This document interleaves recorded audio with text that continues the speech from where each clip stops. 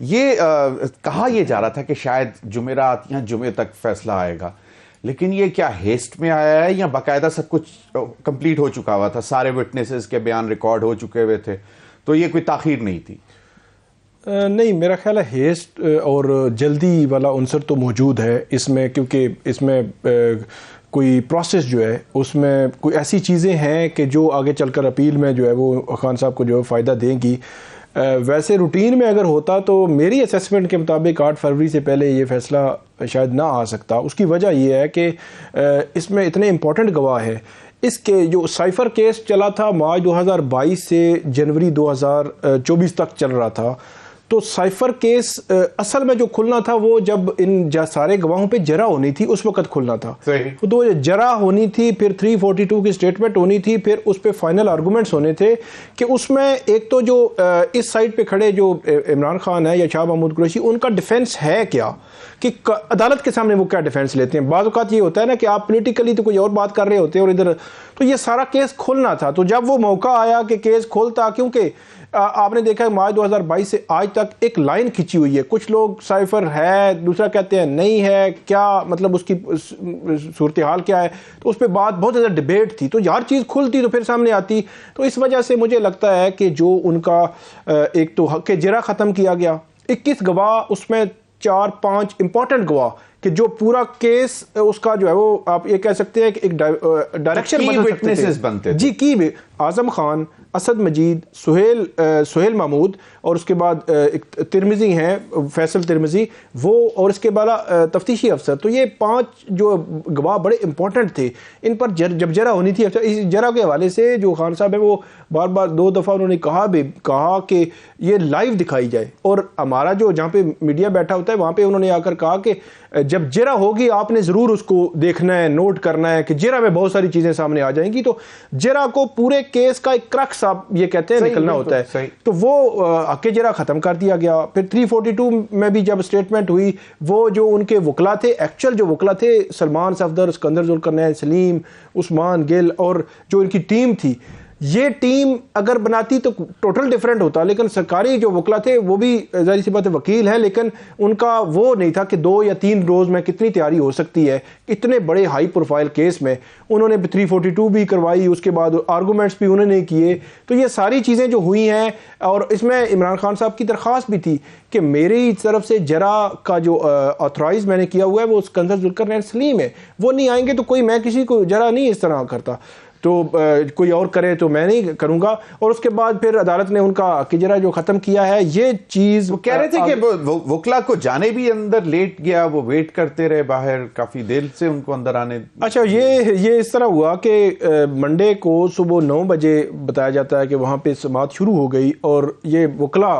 کلیم کر رہے ہیں کہ ہم پہنچے 9 بجے، تو ہمیں یہ کہا گیا کہ آپ کی انٹری ہوگی 10 بجے۔ تو جب 10 بجے انٹری ہوئی تو اسکندر ذوالقرنین، سلیم صاحب جو وکیل ہیں، لیڈ کونسل ہے عمران خان صاحب کے، انہوں نے یہ کہا آج میڈیا سے بات کرتے ہوئے کہ میں جب انٹر ہو رہا تھا تو آگے سے اعظم خان صاحب آ رہے تھے، تو انہوں نے کہا، مطلب ان کا آپس میں مکالمہ ہوا کہ آپ نے آنا تھا تو آپ آئے نہیں، تو وہ تو سرکاری وکلا نے میری جو ہے جرح کر دی ہے۔ تو اعظم خان جو وٹنس ہیں، آپ دیکھیں کہ وہ بڑے عمران خان صاحب کے وکلا کراس کوسچن نہیں کر سکتے۔ جی، وہ بڑا کروشل ٹائم تھا، تو یہ کہتے ہیں کہ ہمیں تو 1 گھنٹہ باہر روکا گیا کہ ابھی آپ نے ٹائم نہیں ہے، 10 بجے کیس شروع ہوگا، تو وہاں تو ایک جرح بھی ہو گئی۔ پھر یہ اندر گئے، وہاں پہ پھر بھی انہوں نے عدم اعتماد کا اظہار کیا، عدالت نے درخواست ان کی مسترد کر دی۔ پھر انہوں نے کہا ہم پھر جرح کریں گے، عدالت نے کہا کہ نہیں، اب آپ نے کیونکہ عدم اعتماد کا اظہار کیا ہے تو جرح اب سرکاری وکیل ہی کریں گے۔ پھر یہ وہاں پہ موجود تھے ان کے وکلا، لیکن ان کی موجودگی میں نہیں ہوا۔ تو اوورآل اگر میں بات کروں تو یہ جو ایک جرح ختم کرنا اور اس کے بعد فائنل آرگومنٹس اور پورا کیس جب کرکس بننا تھا، یہاں پہ ان کی جو اکیوز ہے، اچھا اکیوز جو ہوتا ہے وہ فیورٹ چائلڈ ہوتا ہے، مطلب کورٹ کے سامنے، عدالت کے سامنے، اور جب تک کہ اس پہ کوئی جرم ثابت نہیں ہوتا وہ انوسینٹ ہوتا ہے۔ تو اس لیے فیورٹ چائلڈ اس لیے کہا جاتا ہے کہ اس جو ٹرائل چل رہا ہے اس کی وہاں پہ ایسا نہیں ہوتا کہ ساری چیز اس کی من مرضی کی ہو، لیکن یہ ہے کہ عدالت اس میں وہ مطمئن ہو کہ فیئر ٹرائل اسے مل رہا ہے، اسے اپرچونٹیز مل رہی ہیں تاکہ آگے چل کر سوال نہ اٹھے۔ تو یہ جو چیزیں جب رہ جاتی ہیں تو آپ جب یہ کہتے ہیں کہ بلا شک و شبہ جو ہے وہ اب یہ اس پہ جرم جو ہے وہ ثابت ہو رہا ہے، تو شک کا فائدہ پھر ملزم کو ہوتا ہے، تو شک جب آ جائے، اب جب یہ پروسیس فالو نہیں ہوا تو اپیل میں یہ چیز جائے گی تو یہ شک تو کریٹ ہوگا. چیزیں بہت ساری ایسی سامنے آئیں کہ جس میں سب سے امپورٹنٹ بات جس پہ مجھے بھی حیرانی ہے اس بات پہ کہ بینگ پرائم منسٹر ایک شخص کہتا ہے کہ جی مجھے سمجھ نہیں آ رہی کہ وہ غائب کیسے ہو گیا. تو یہ تو ایک ارریسپانسبل ایٹیچیوڈ نہیں بنتا ایک پرائم منسٹر کا جو کہ پورا ایک ملک چلا رہا ہے. وہ اگر یہ کہہ دے کہ جی مجھے نہیں سمجھ آ رہی کہ یہ ڈاکومنٹ کیسے غائب ہو گیا، تو یہ ایک تو پھر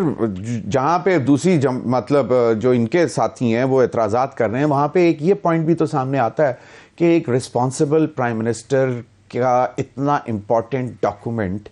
وہ کلیم کرے کہ میری کسٹڈی میں تھا، میں نے پڑھا، میں نے دیکھا، اور اس کے بعد وہ غائب ہو جائے. تو یہ چیزیں کتنی ہیلپ کریں گی پروسیکیوشن کو جب یہ معاملہ دوبارہ ہائی کورٹ میں جائیں گے؟ میرے خیال میں ہائی کورٹ میں جانے کا فیصلہ تو کر لیا ہے. جی وہ ہوگا اس ویک میں یا نیکسٹ ویک میں ہو جائے گا. جو رسپانسبلٹی کی آپ بات کر رہے ہیں وہ تو ڈیفینیٹلی، اس کا کوئی جواب دیا؟ اصل میں سارے جواب آنے تھے، لیکن وہ سوال جو ہے جب جواب آنے تھے تو جواب کے وقت جو ہے وہ سرکاری وکیل کھڑے تھے، وہ چیزیں مطلب اسی طرح ہی ہو گئیں. اگر پیورلی آگے چلاتے تو اچھا. جو رسپانسبلٹی آپ نے بات کی وہ تو ڈیفینیٹلی ایک پرائم منسٹر کی بہت زیادہ رسپانسبلٹی ہے کہ وہ جو فارن ریلیشنز ہیں ہمارے، جہاں پہ جو بھی ایشوز ہیں ان کو ایک ڈپلومیسی کے ساتھ یا کسی طرح اس کو ہینڈل کیا جاتا، چیزیں آگے بڑھتی. وہ تو ایک مورلی ان پر باؤنڈ تھے، وہ رسپانسبلٹی بھی تھی. ابھی ہم صرف پیورلی لیگلی بات کر رہے ہیں کہ کورٹ کے سامنے کیا ہو سکتا تھا، کیا ہے اور کیا ہوگا. تو جو چیزیں ہوئی ہیں ان کا فائدہ میرے خیال میں آگے چل کر عمران خان صاحب کو ہو سکتا ہے. لیکن ابھی ان کو 10 سال کی سزا جو ہے وہ ہو چکی ہے. اس کی اب اس کا جو نیگیٹو ان کے لیے ہے وہ یہ ہے کہ انہوں نے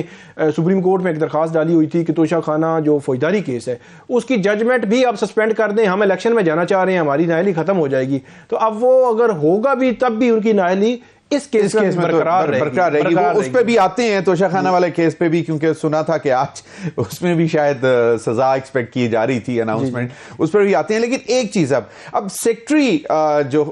خارجہ تھے اس وقت کے، انہوں نے ایک سٹیٹمنٹ دی کہ جی مجھے بنی گالا بلایا گیا، اور وہاں پہ اگر تو فارن منسٹر، پرائم منسٹر کے ملٹری سیکٹری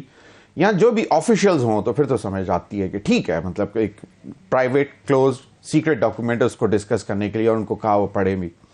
لیکن اگر وہاں پہ کوئی اور غیر متعلقہ لوگ بھی موجود ہوتے ہیں تو وہ بھی تو پھر ان کے اگینسٹ جاتا ہے، جس پہ انہوں نے کہا کہ جی میں نے تو ریلکٹنس شو کی تھی،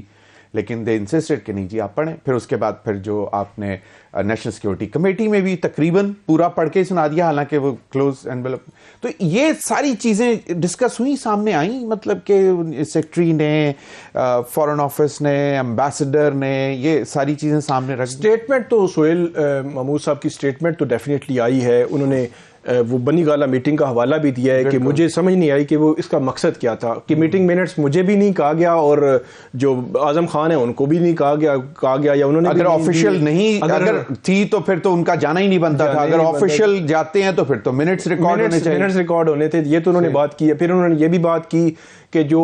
یہ سجیسٹ کیا گیا اس وقت کے وزیر خارجہ کو کہ کیونکہ یہ ایک پاکستان کا کمیونیکیشن سسٹم بھی ہے، ڈپلومیٹک ہمارے ریلیشنز بھی ہیں اس میں انوالو ہیں، تو اس کو ڈپلومیٹکلی اس کو حل کیا جائے، کیونکہ اگر آپ پبلک میں اس کو لے کے جائیں گے تو اس کے اثرات جو ہے وہ ہوں گے. تو یہ چیزیں تو انہوں نے ڈیفینیٹلی جو ہے وہ ہائی لائٹ کی ہیں. اسی طرح اسد مجید ان کی جانب سے بھی یہ چیز جو ہے وہ ہائی لائٹ کی گئی. اچھا، یہاں پہ کنٹروورسی جو ہے وہ جنریٹ ہوتی ہے، جس کا جواب پھر میں کہوں گا کہ وہ چیزیں اگر اسی طرح ہوتی، جرا اور ساری چیزیں ہوتی تو وہاں پہ یہ جواب آ جاتے کہ جو اسد مجید صاحب ہیں انہوں نے بڑا کیٹیگوریکلی یہ کہا کہ نہ تو یہ تھریٹ تھا نہ کانسپریسی تھی. یہ تو ٹھیک ہو گیا، لیکن اسد مجید اور یہ دو نیشنل سیکورٹی کمیٹی جو سیکنڈ ہوئی تھی اس میں انہوں نے بولا تھا، پہلی میں شاید یہ ورڈز نہیں تھے. یہ اس میں کوئی کنفیوژن ہے یا پہلی میں تھے ہی نہیں؟ نہیں، اس میں کنفیوژن اس لیے نہیں ہے، کورٹ کے سامنے جو سٹیٹمنٹ وہ دے رہے ہیں اس سٹیٹمنٹ میں اس کمیٹی کا ذکر نہیں ہے. وہ ذکر ہے لیکن سٹیٹمنٹ میں وہ کہہ رہے ہیں کہ یہ نہیں ہے. لیکن آگے جا کر وہ یہ کہہ رہے ہیں کہ یہ میں نے سفارش کی کہ یہ آپ امریکنز کو یہاں پہ بھی اور واشنگٹن میں بھی آپ ان کو یہ اپنے تحفظات پہنچائیں.